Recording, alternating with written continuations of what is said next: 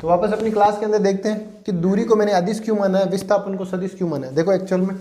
दूरी किसी पॉइंट है ये ए और ये कोई पॉइंट है बी। मैं यहाँ से इस तरह से घूमकर इस तरह से जा रहा हूँ, इस तरह से कहीं घूम कर गए,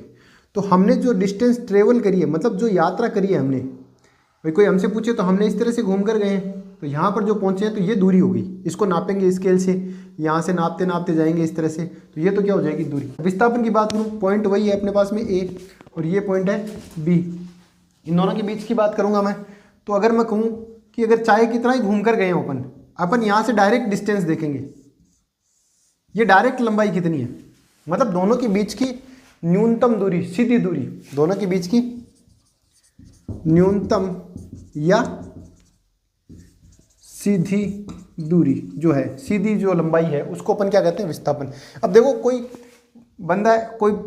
कोई भी पर्सन है, वो ए पॉइंट से बी पॉइंट पर गया है, तो ये कहेंगे अपन वो किस तरफ गया, वो इस तरफ गया। अगर मान लो कोई व्यक्ति जो है इस तरह से गोल घेरे में चक्कर लगाता है, यहाँ से उसने स्टार्ट किया चक्कर लगाना और यहाँ से वापस यहीं पर आ गया,